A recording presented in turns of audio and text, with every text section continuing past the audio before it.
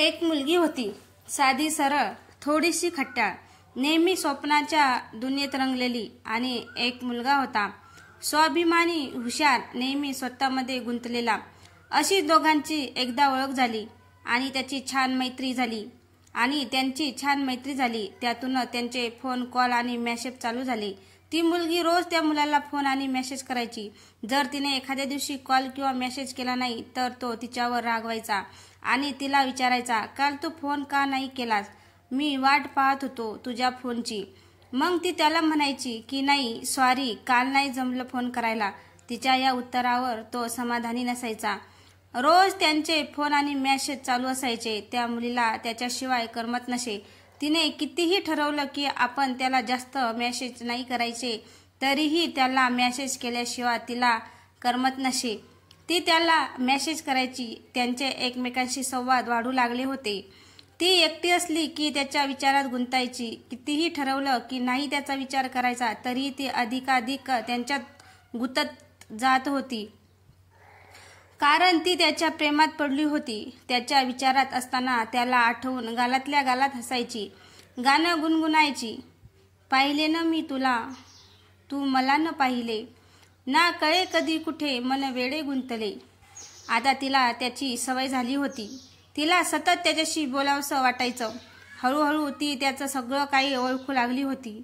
त्याचा मूड कसा आहे, का आहे, या गोष्टीचा त्याला आश्चर्य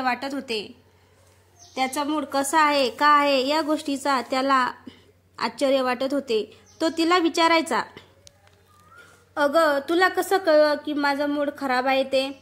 ती त्याला म्हणायची, मैत्री केली आहे, थोडंफार तरी कळू शकतं. अशाने ती त्याच्यात आणखी गुंतू लागली. त्याच्याशिवाय तिच्या मनात कोणी नसे. तिला त्याच्याबद्दल सगळं माहीत होतं. तो कसा आहे, त्याचा स्वभाव कसा आहे, त्याचं दिनक्रमच तिला माहीत झाला होता. तो कधी जेवतो, घरी किती वेळा असतो, मित्रांबरोबर किती वेळ असतो, कधी झोपतो, कधी उठतो. तिलाही वाटत होतं की तो तिच्यावर प्रेम करत आहे. पण तसं काही नव्हते. असंच एकदा तिने त्याला फोन केला. दोघांच्या पण गप्पा छान रंगल्या होत्या.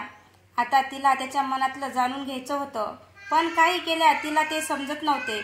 मग त्यानेच तिला विचारले, तू लग्न कधी करतेस?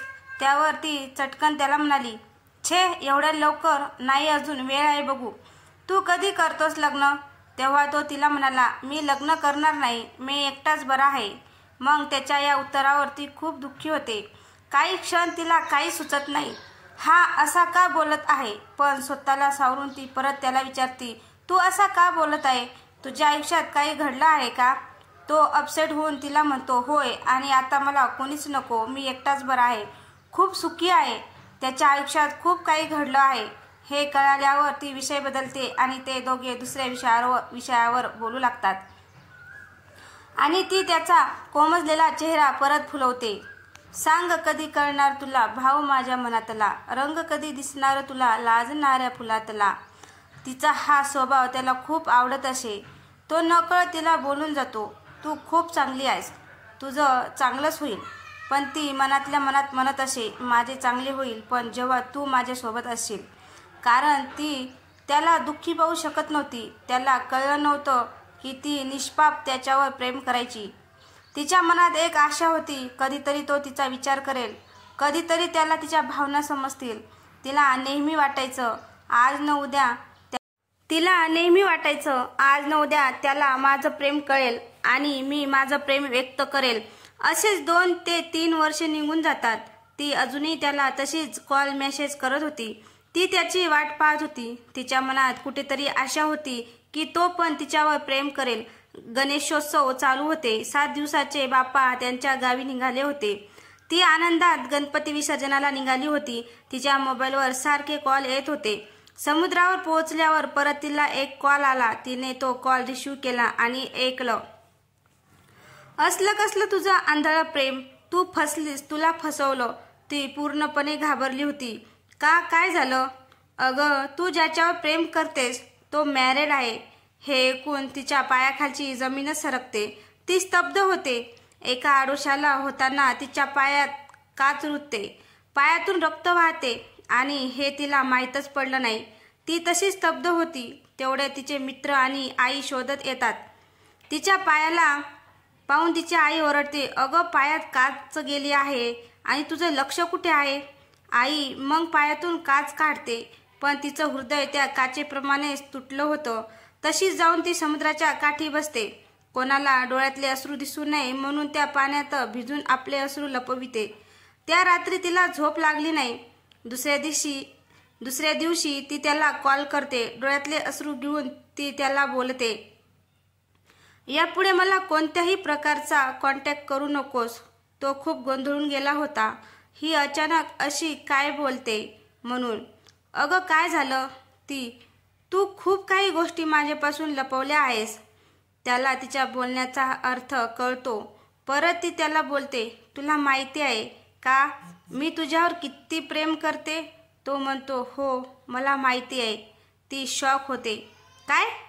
तो हो मला माहिती आहे तू माझ्यावर प्रेम करतेस आणि मीही तुझ्यावर प्रेम करतो, पण ते कधी पूर्ण होऊ शकत नाही आणि कधी व्यक्तही. मला तुला फसवायचं नव्हतं आणि मला तसं करता नाही आलं आणि मला तसं करता आलं असतं म्हणून मी तुला काही बोललो नाही. मी पण तुझ्या खरं प्रेम केलं. मलाही तुला बोलायचं होतं, पण मी घाबरत होतो की कदाचित हे सगळं समजल्यानंतर तू माझी मैत्रीही तोडशील, म्हणून मी तुला काही बोलत नव्हतो. मला निदान तुझ्याशी निव्वळ मैत्री तरी ठेवायची होती. मी तुला कधी मिळवू शकत नव्हतो, पण मला तुला गमवायचं पण नव्हतं, म्हणून मी गप्प होतो. नशीब पण कसे आहे बघ ना, जेव्हा वेळ होती तेव्हा माझ्यासोबत प्रेम नव्हतं आणि जेव्हा प्रेम आहे तेव्हा माझ्यासोबत वेळ नाही. पण मी देवाकडे एकच प्रार्थना करतो, तुझा पुढचा जन्म फक्त माझ्यासाठी असू दे. आणि तो शांत होतो. तिला हसावे की रडावे तेच कळत नव्हते. शेवटी ती त्याला बोलते, आज मी हारून पण जिंकली आहे आणि कॉल ठेवते. आजही ते दोघे एकमेकावर प्रेम करतात. फरक एवढाच की ते प्रेम फक्त त्यांच्या स्वतःपुरतं